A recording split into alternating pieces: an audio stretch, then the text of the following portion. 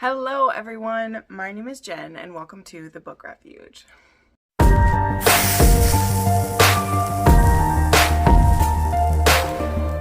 Hi friends, welcome to another weekly wrap up. I think we're at week 15 or 16 now, I don't know. The light is driving me a bit crazy today, but I was taking my time this morning. I had a couple errands to run and things to do, so I wasn't in a huge rush to get started on this, and that means that the light is in a place that it normally isn't, but you know, that's okay. That's okay. Let's get into this. First, I do have a new patron to welcome. We have Beth S. Beth, thank you so much for supporting the channel. It means so much to me. Yeah. Still a bit traumatized from tax day last week, but we are slowly coming out. We're going to go through the books and hoofda, we got to start out with a heavy hitter, okay? Oh my gosh. I am so thrilled to talk about this book. Okay, the first book that I finished was Cage of Ice and Echoes, all right? This book, man, y'all know how much I've been all over Hills of Shivers and Shadows, which was book 1. So I'm just going to give you a very brief, trying not to spoil thoughts on Ice and Echoes, and then I am going to do a spoiler section like I did for Shivers and Shadows, because I just have some things that I thought were fantastic about this book that I have to talk about. And yeah, so Hills of Shivers and Shadows, if you don't know, I will link my review to that one. I did a tiered spoiler for that part because that one does have some pretty major trigger warnings that for some people will just be like, it's a lot. And I have no judgment for anyone that it's too much. It was a lot for me. But something that I say I always appreciate about Pam Godwin is the edge that she can take me to, that I trust her to throw me over in the way that I don't for all other authors, because I find that she's very responsible with the dark places she goes. I don't know another way to say that, okay? But if you check out my interview with her, which I did right after the release of Shivers and Shadows, there's just something about how the things that she puts these characters through, I feel like she does it with this respect for the characters she made. And so I'm willing to let her do things that don't feel like they're just for torture porn reasons. That's a saying we say, that a lot of people who love horror or torture, which I'm not judging those people for liking that either. This is a no shame zone. It's just not something I enjoy in my romance. I don't really like to see that level of torture, but the story she began with Shivers and Shadows was just amazing. So go check out that review if you want. Like I said, I do a tiered, I have a non-spoiler part, and then I have a spoiler level 1 where I talk a little bit more in depth about what the story is, just to give you some ideas if you want it. And then there was a level 2 where I tell everyone what those big ones. Cage of Ice and Echoes does start up pretty much immediately after Shivers and Ice and okay. Book 2 starts pretty much immediately after book 1, where we were left on a pretty big cliffhanger. There was some deaths that happened, one which was very happy and one that not so much, okay? And so we were left also with a list of questions that were just, I was like, oh my God, what are these going to be? Now, in the interview with Pam, she did say that we would get the answers to most of those questions.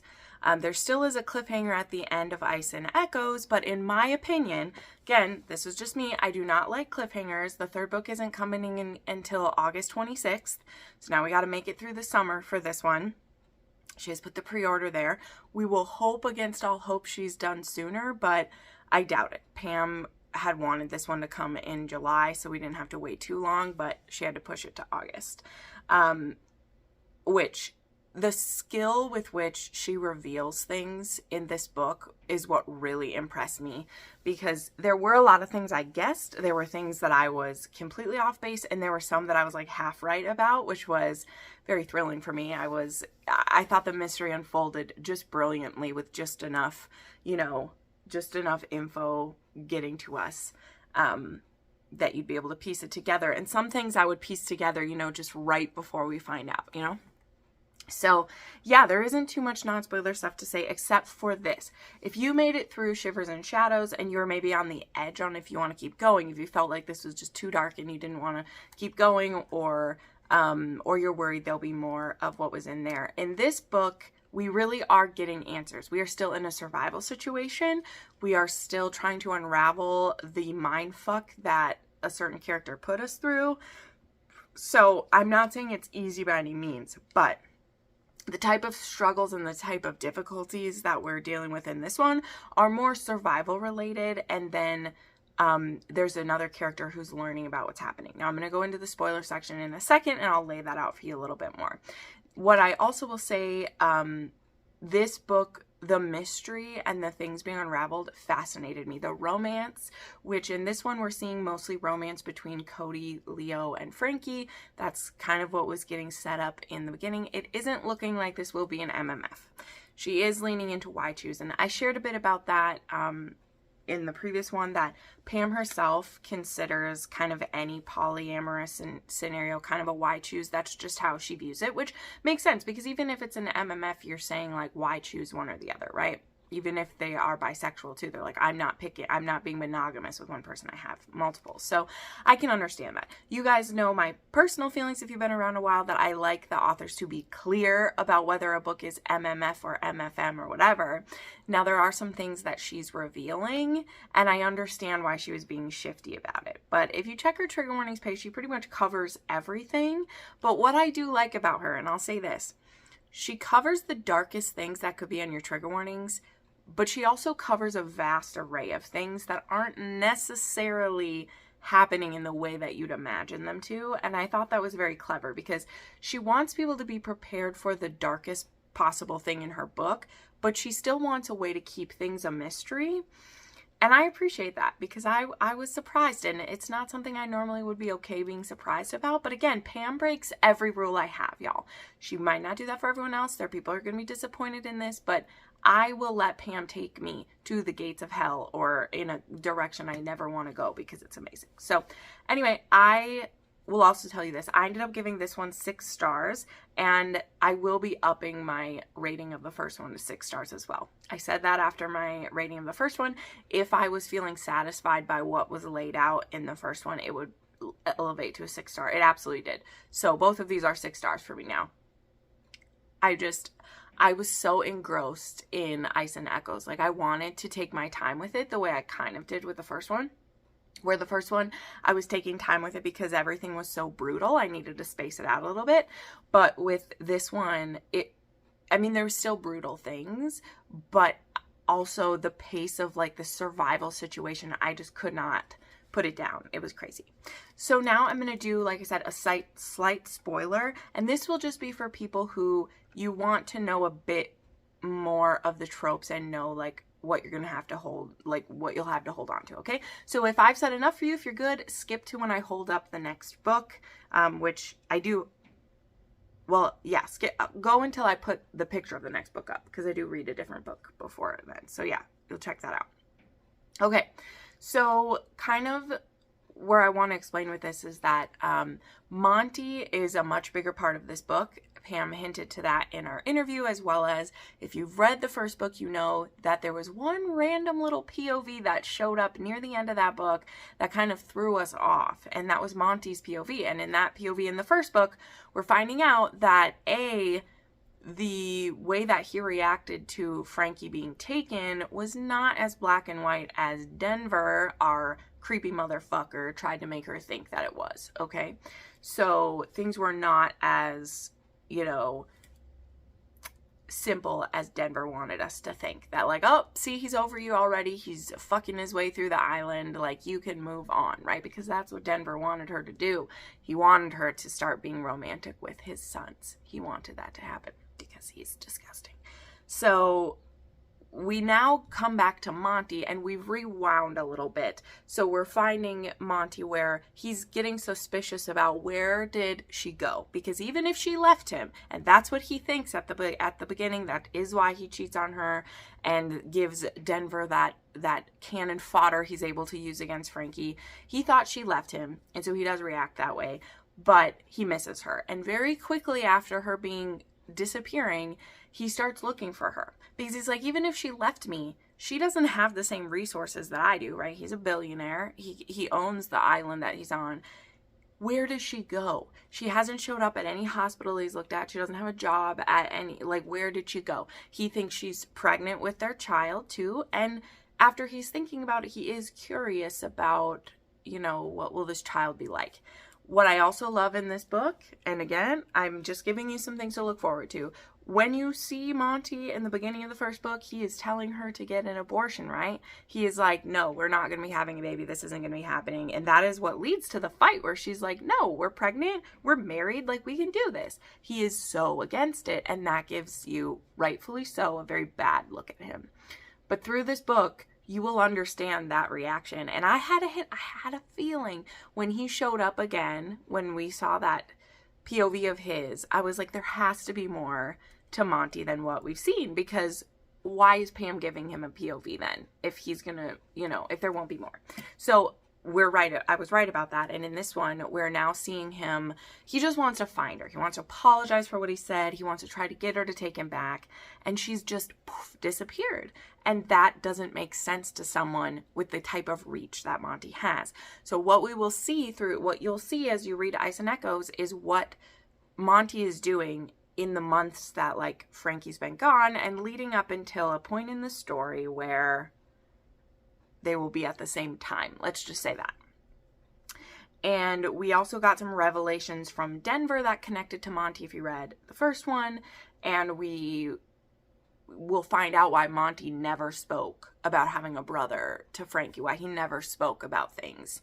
And you'll see that unfold. So what I thought was so cool about this one is that she takes this character that we kind of think is a shit from the first one, but we learn that, like, so much of what's happened has been manipulated, and what he thought was true and what Frankie thought was true, they were being played with a lot, right? So we're going to see him start figuring out the puzzle at the same time Frankie and Cody and Leo are fighting for survival. So that is what's happening, is these three were left and they have barely any food, they have barely any fuel, and they need to make it through the winter in the Arctic Circle with so little, but the three of them and their, you know, bubbling relationships to work through, which was very powerful, very good. But again, the thing that really had me hooked, because I know Pam can write me a romance. Their sexy times are great. The way that Cody and Leo are working through their dynamic of, like, sharing her and, like, how they feel about each other. We still don't know how they're related either, but Denver said they were all related to him. That's all we know. We know that those three men are related to him and that he is Monty's brother. That's what we knew at the end of the last one, okay? That's what we knew. And Pam will answer every one of those questions in this book, okay? And that's where I'll end the spoiler part, because, again, if you love Shivers and Shadows, you're going to read this no matter what, and you're just wanting some hints from me. I see you. I'm the same way. It's great. I'm here for you. And if you, you know, have skipped this part, or you just are like, what is this craziness about? I want to say that this wasn't the same type of dark as the first one, aka the trigger warnings are not the same. They're more related to the danger that they're in. And then in Monty's side, there's some trigger warnings because he's discovering stuff about what's happening. And that is a bit, you know, I mean, that's traumatic, and I feel for Monty. And that's what I thought was so cool, is the way I felt about Monty by the end of this was very interesting. And that leads to what our cliffhangers are at this one, because I said we do get answers to every question that was laid out in the first book has an answer here. There are new questions that get asked that will lead us into the third book coming in August, which will have our polyamorous HEA. But that's the big question for me, is now she's saying this is a polyamorous HEA, and we have now introduced Monty again. So what will this mean? And some of y'all aren't going to be happy about that. But again, by the end of this book, the way I felt about Monty, I'm intrigued. Like, I'm really intrigued about what she's gonna do, because again, I trust Pam with anything, and I can't wait. So that's enough. I've talked enough about this one. You know, it gets me all worked up. But if you have read it, feel free to DM me. If you have things to say, though, please keep it spoiler free down below, or put a spoiler warning and go down, because we don't want to ruin it for the people that are just here to get a little more information, because I respect it. I respect you wanting different levels of it. But it was a 6-star read for me, just amazing, and she has all the trigger warnings covered. You can check those out. But if you read the first one, you can handle this one. Like, that's just what I'll say. And I think even if you think you can't handle some things, I think you should still try Pam Godwin, because I promise she never does anything gratuitous. The things her characters go through, they're not just to shock us. They show how the characters became who they are and how they persevere, and I love it. Okay, let's move on to a bit of a happier arc that I read, which was Just This Once by Lena Hendricks. And this is the start of her new series, so you can jump right in with this one if you like what I said. Or you can start with the beginning of her Sullivan series if you want to lay some more groundwork there. But you can jump right into this one. Just This Once is a school teacher and a firefighter romance. It's a boss's daughter romance. And it is a one-night stand turned kind of frenemies to lovers, we'll say, right? Because they don't know who each other is when they have this hot one-night stand. It goes really good. Whip, aka William King, is a saucy firefighter man. He actually works with Lee, who is one of the Sullivans, and the families are in this kind of like tentative truce with them sharing, their siblings who got married at the end of the last book, and they share a child now. So they share I think it's a boy. Is it a boy they have? They share a nephew, so they're tentatively getting along. And then once Emily finds out that Whip is a firefighter, she kind of runs from this one night stand because she's like, oh shit, this person works for my dad, because her dad is the fire chief. But what is also beautiful in this story, I know it's just a side note, it's not the biggest thing, but I love it. Her dad is actually her stepdad, but he's been her father since she was little. And there's some really beautiful moments with him being a like stepdad. I mean, y'all know I love that, which means her mom was a single mom romance, and he has this beautiful line where he's like, I fell in love with you first. You were so sweet and wonderful, and I knew that I had to be with the woman who like raised you because you were so great. And I'm a puddle, okay? That is who her dad is. So this woman has high standards for men, okay?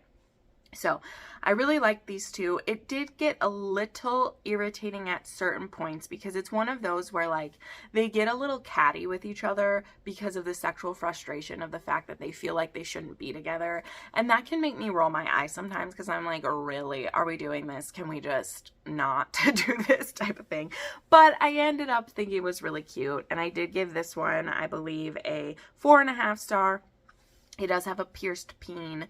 It's a small town romance. There wasn't anything overly crazy going on. Like they end up having a frenemies with benefits relationship that other people are then like, why don't you just admit that you like each other? You know, we like that kind of stuff. So yeah, 4.5. It was a good time.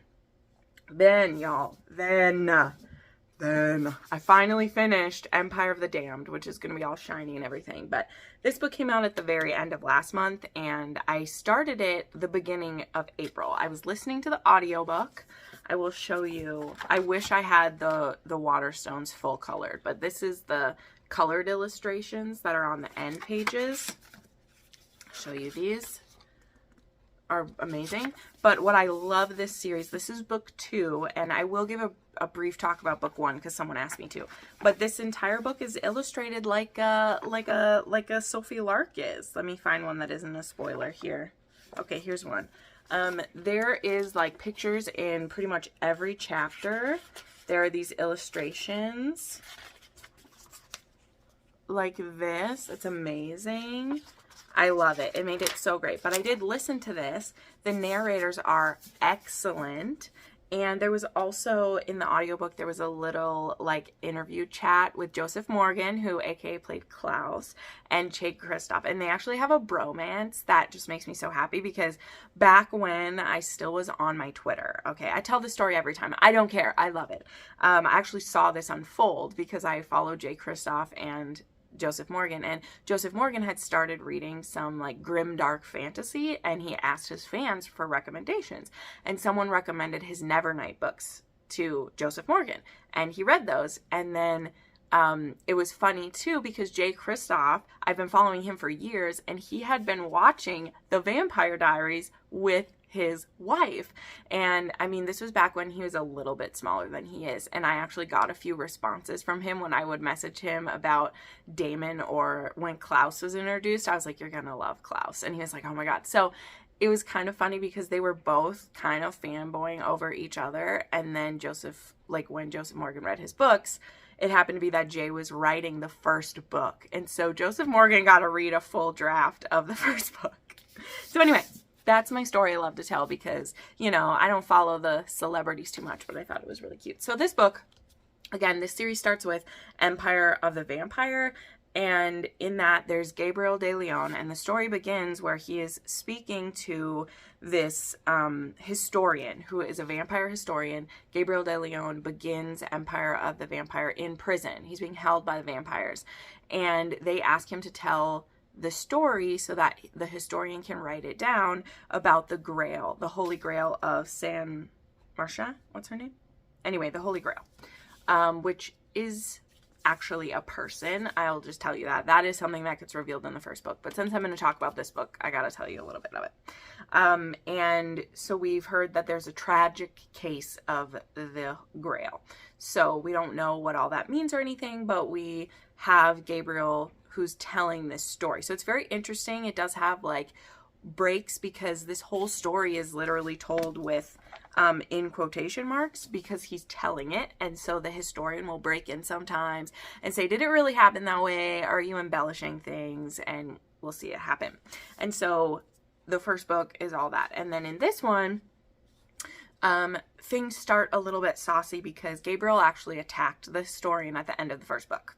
He like attacks him, and so this begins with him, the historian, being really pissed because Gabriel attacked him. And the reason why he's being held captive by the vampires is that he's a vampire hunter. He's called a Silver Saint. He's called the Last Silver Saint.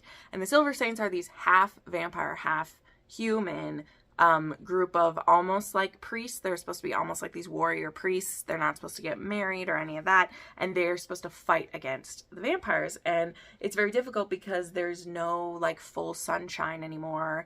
And the vampires just kind of rule the land. And there's very few humans left. The humans are treated like cattle. So it has all of these aspects of almost being like a dystopian fantasy kind of. And so yeah, that's why he's in prison. He's been caught by the vampires and they want to hear his story before he gets like executed basically. So there's just, it's so much. But in this one, he has to start telling his story again because the vampire like who is having the historian get this story is like, you just have to be patient and put up with him and like you need to get the story down. So he goes back in to hear the story again. So anyway, that was a lot to catch up on with this. But this book, like I said, it picks up kind of where they left off. And Dior, which is the name of the Holy Grail, her name is Dior, is this 17-year-old girl. And yes, this is actually her. She, in the first book, when we find her, like she's dressing as a boy because she grew up in the gutter and being a boy was safer than being a girl. So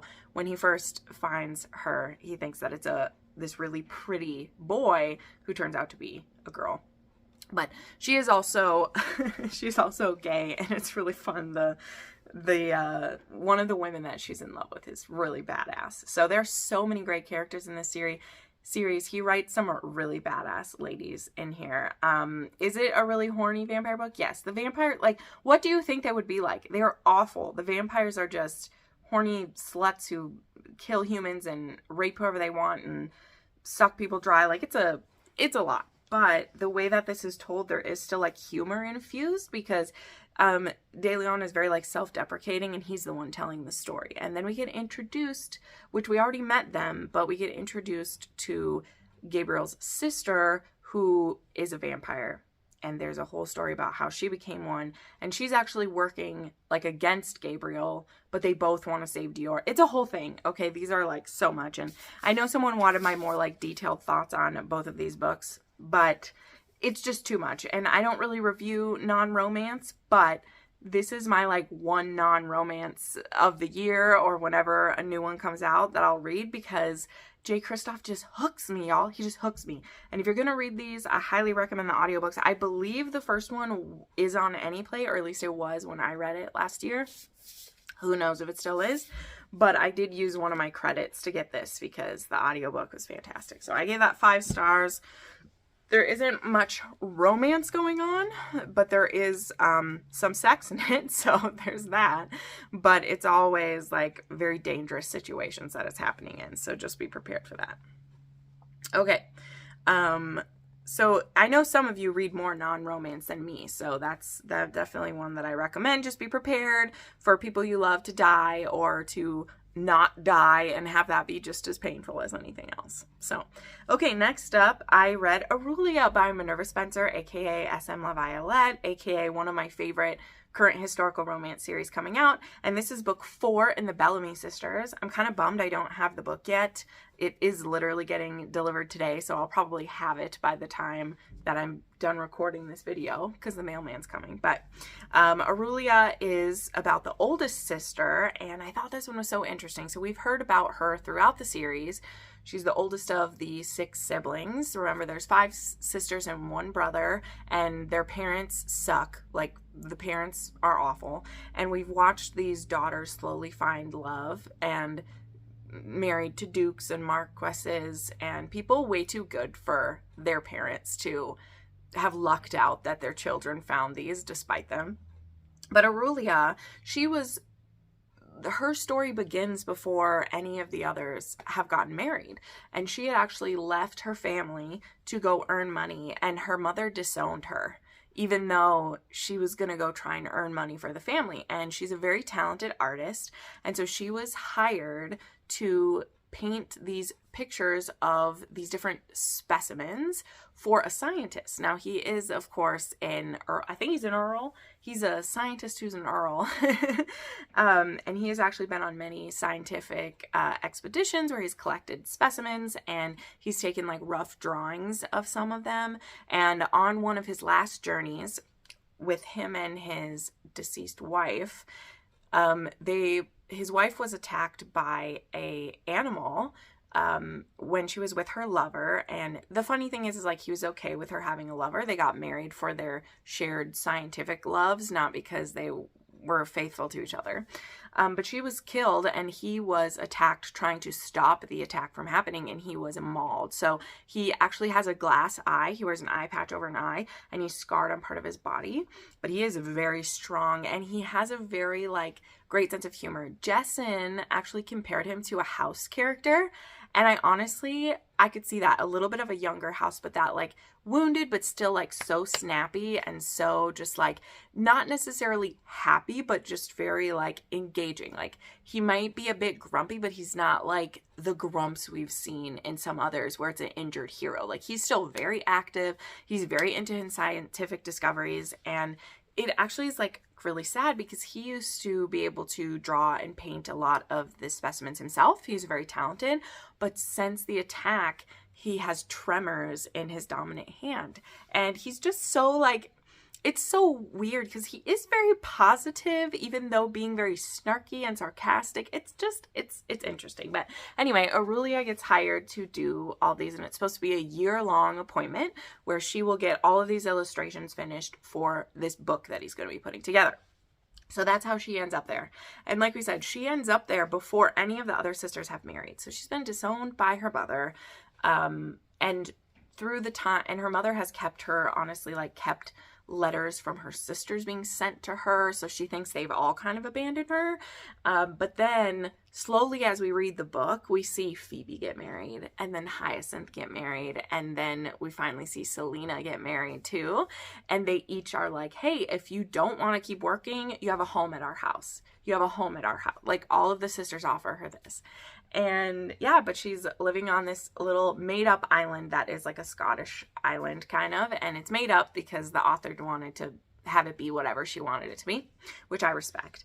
And he has a daughter, is a young daughter who is very sassy and not well behaved, and she really kind of remains that way the whole time. You'll see how it plays out. But anyway, this is a very slow burn.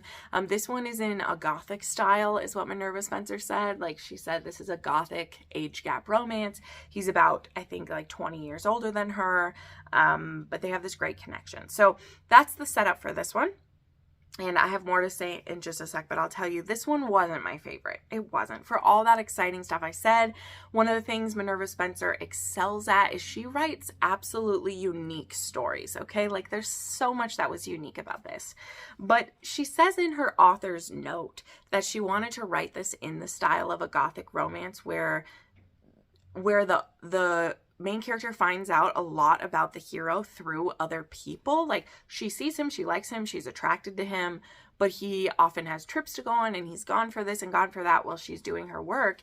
And so it wasn't until about like 70% that they stay around each other. And then all of a sudden they're both in love. Now in the timeline, she's been there like 6-7 months, but we haven't seen them on page that much together. There's been a few kisses and that's it. And then he's like, no, I love you. I want to be with you. And that happens so far into the book. And she said it's because in the style of a lot of the older Gothic romances, that's what would happen. The heroine would fall in love through other people. I just didn't like that, because what I loved about the previous books by her is the forced proximity and these characters who are so different getting to know each other. And she like fell in love with him without him having to do anything. And he fell in love with her the same way. And I don't know, it just was lacking a little bit. So I did give this one 4 stars. It's a like 2 on the spice scale, 2.5. But I mean, it was still really great. I enjoy her book so much because of how unique it is. It doesn't fit into the normal patterns of things. And at the end of this book, as Minerva Spencer so often does, she had some great updates, which I'll say. Number 1, the next book is going to be a Christmas novel, she said. She said it's longer than a novella. It's quite long. And it will have a Christmas time with all 4 of the couples we've seen and then the 2 kids who are left. So I had heard her say many ages ago when she started the series that all of them would get a book.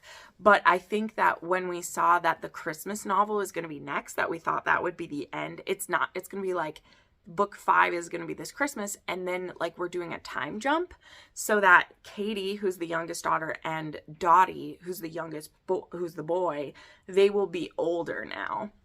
And so we're going to have a bit of a time jump. So the older siblings all have their kids and are growing up, and these younger 2 will now be older. And their life's going to be so much different now because their older sisters are all married to these very connected men. So they can do now whatever they want because of their siblings. So those will be coming. She also said Io, which will be the next one in the Balthazar the Spare was the first one, and Io is his twin sister. And then she also said she wrote another Victorian decadence novel, which is coming in May. So I don't know when, and she has had to move some things around because she was ill, so some things got shuffled, but she wrote another Victorian decadence novel at the same time that she was writing these, which she did tell us after book 5 in that she wasn't done. She would write more, so happy. I love this author. You guys know I love her so much. So Aulia was just okay. It wasn't my favorite, but the news at the end of that book like made me so happy. So I'm still very much. All right, then I read The Wallflower by J.L. Beck. I listened to an ALC that came through NetGalley, so I did read it that way. But I also had gotten the book because J.L. Beck, who I've only read her books when she was partnered with someone, but she had on her website that you could buy scratch and dent copies for only $10, and I thought it would be fun. So I actually have a signed copy of this one, and this was her newest book, so I was like, oh wow, I got one of the newest ones. But this is the first in the Oakmount Elite, and this one did have a cliffhanger. And like I said, I saw that NetGalley was going to have the ALC, so I was like, oh great, I'll listen to it. Which the narration was honestly just okay. We'll get to that. I liked the female narrator, but the male narrator made some choices, okay, which we'll get to. So yeah, this is a college like bully romance. We have a crazy bully. There's a secret society. He is a abused billionaire boy. Like his dad is very abusive to him, is very controlling, has his life planned out. And then we have our Wallflower, who is Annabelle, goes by Belle, who has a sick mom and she's barely making it by, and so she does tutoring, and she ends up catching his eye when she stands up for this guy who he's picking on, and then he decides that he wants her, and so he goes about, I mean, getting her, right? Like, we've seen a lot of the things in here before, including, like, there was a lot of aspects of the legacy of the gods involved in this. Like, there was a hunt that they do, and there's no rules, but if you win, you can win $25,000, but nobody ever wins because it's really just a fuck fest with primal play and chasing people down. And she needs the money for her mom's treatments, and so she does it because she wants to win. And he's like, no, I'm gonna fuck you raw in the forest. And that's what happens. But then he's not done with her yet, and he's like, I will pay you $10,000 if you will tutor me solely and also let me fuck you whenever I want to. And she feels like she can't say no because of her mom. So I did not hate this book, except there was 2 things that bugged me. Okay, so I did give this a 3.5 star. It's like rounded up to a 4 because I read an arc of it. And the second book does come out on Tuesday, but I'm not in a hurry to read it, even though there was a big cliffhanger in this one. So the 2 things that bug me: one, he does the asshole hero thing where he never softens at all. Anytime there's a chance for him to soften, he chooses violence, and he punishes her whenever she pushes back at all. There's never any discussion. There's very little like aftercare or caring. There's a couple little things he does that is nice, but mostly he's just pushing her. And it would be one thing if the heroine is all in on that, right? Because you can read it where she's all in. And in fact, we'll talk about one where that happens in just a minute, because I happened to reread one. But he's just such a dick. Like, he's such a dick, and he never softens. And, like, I don't like that. I've said it again and again. It's what turned me off of bully romance for a very long time. But people were saying that this one gave them vibes of, like, the S. Massery series or the Legacy of the Gods. And I was like, well, cool, let's try it. But I just was not impressed with that. Now, part of it might be the pacing, because as I said, this is part 1 of where the story is going, and so maybe that's all coming in the second half. But I was like, but it didn't make me want to see them get together. There's a breakup at the end of this one, and I'm like, well, they never were really together. He was just fucking her senseless whenever he wanted, and she liked the sex, so she kept putting up with it, but feels used. And I'm like, bitch, if you feel used, you're being used. Stop. You know, it's only not if you like it, so just stop. So I was irritated with it. And then the cliffhanger that swings in at the end, I was kind of like, what the fuck is going on? And not in a good way. So I gave that one 3.5. It was a 4 on the spice scale, but it was just okay. I could have read better. We'll just say that. Okay. Then, as I said, one where they both go at it. There was God of Ruin. I reread God of Ruin for Patreon. And this one is Landon and Mia. And honestly, I bumped this one up. I had this one at a 4.5 star before. It's a 5 star now. I don't know. I really like Landon. I really do. And maybe it comes with having just reread God of Wrath, which I did not care for, and on reread I disliked it even more because I just don't like Jeremy at all. Like, there was nothing I liked about Jeremy, okay? And we get Landon, who just seems so psychotic, but he's literally feral sunshine, okay? He's feral sunshine, and he doesn't think much of people. He's got psychopath tendencies. He's wild, and Mia catches his eye, and she becomes his muse. Like, he's able to create his sculptures because his whole family is artists, basically. But he is able to create such beautiful art after an encounter with her, and he decides that he wants to keep tormenting her. So Mia is selectively speechless after some trauma she went through when she was young, so she uses sign language for most of this book. And Lan is just fascinated with her, so he keeps taking her and bringing her home. And now what I loved about her, okay, so she's a daughter of the mafia. This is Nico's sister. She has a twin sister who's a little bitch girl. I don't like her at all. But Mia is so feisty. She is so feisty. And I love it with her because she doesn't ask for her dad, but she likes what he's doing. And she's very honest with herself, where she's like, I like that he's chasing me down and fucking me. I like that he does these wild things and says these crazy things to me. And she knows she could make it stop. Like, he keeps picking at her, but like, she's the same as the other girls in this series. Let's be real. She knows if she told her daddy, like, he's done for, okay? He's done for. And also, it's funny because, like, Kyle, her dad, he, like, like Landon's like grandfather, I think, like owes him a favor. And so there's a funny part where he's like, get your son to stay away, or get your grandson to stay away from my daughter. And he's like, ha, I know I owed you a favor, but you might as well ask me to, like, can't remember what he says, like punch the devil in the face or something. It's not happening. But I love Landon. I just do. He's so crazy, and like, he's not as broody as some of the other heroes in this series. He's just out there with his crazy. Now, if you've read the other books, you've seen how his crazy causes problems for everybody else. Like, it really does. He hurts so many other people, but there's just something about him that I just love, his craziness. I highly recommend the audiobooks for this series if you like it. And this one, of course, has the most insight to what's about to happen with Bran and Nico, right? Because Bran is his twin, Nico is Mia's older brother, and like Bran and Nico, they have their thing going on in the background of all of this as well, because so many of these books take place on top of each other, right?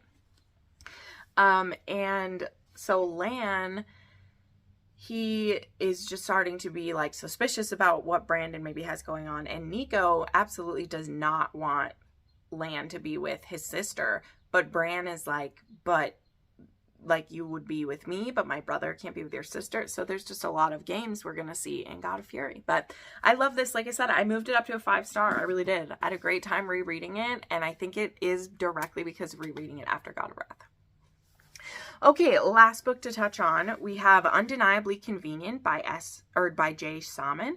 I just read this for Must Love Audio. This is an ALC. This audiobook is available right now. It's the first in a new series, but it's a spin-off series from a lot. This is the first J.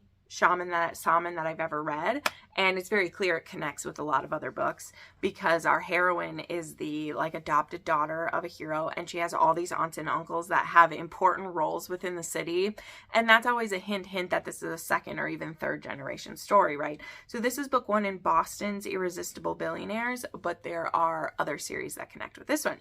Now this is great because this is a baby deal romance, okay? And we have a trauma surgeon who's coming in. This is also very Grey's Anatomy. Like, literally, there's some plots that feel like they're right from Grey's Anatomy. Our heroine is a, like, 4th-year resident. I also like, she has endometriosis and type 1 diabetes, and it is regularly brought up and is a thing. She is single, and she really wants to have a baby. She has had surgery with her endometriosis, which I can't speak to the rep for this, but I do have some friends who have struggled with that, so I'd be very interested on their opinions with it in here. The endometriosis isn't focused on as much in this one because of that surgery she'd had, but her type 1 diabetes is talked about all the time. Like, she has monitoring of her blood sugar all the time, and there are times where it causes her problems when she's not paying enough attention to it. But everyone in her life is very supportive of this, that she's not being discriminated against because of this disease, of course. But it is something she's been very worried about if she should try to have a child, and she's planning to get a sperm donor and do it on her own. Now, our hero has just come to this hospital. Like we said, he's the head trauma surgeon now. So technically he is her boss, but they actually knew each other from when they had been at the same place when she had first been becoming a doctor, and they never had a one-night stand, but he did kiss her right before she moved away, or maybe he moved away. I can't remember who moved, but since then he's had one failed marriage and one where he wanted to have a kid, and his wife secretly got a tubal libation, which I know what that is because my sister had one after her 3rd kid, but she got one behind his back and didn't tell him. And when he found her cheating with his best friend and found out that she had lied that she'd had this tubal, he was done. So he divorced and he left the hospital and he moved here. And so he wants a child, but now he's like, I don't want to deal with a woman anymore.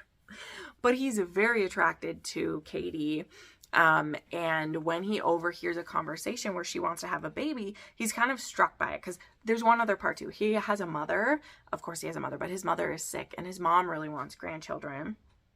And so when he sees this woman who is going to be trying to have a baby, he's like, oh my God, I wonder if we could have one together. And then she wouldn't have to do it alone, and I wouldn't have to do it alone.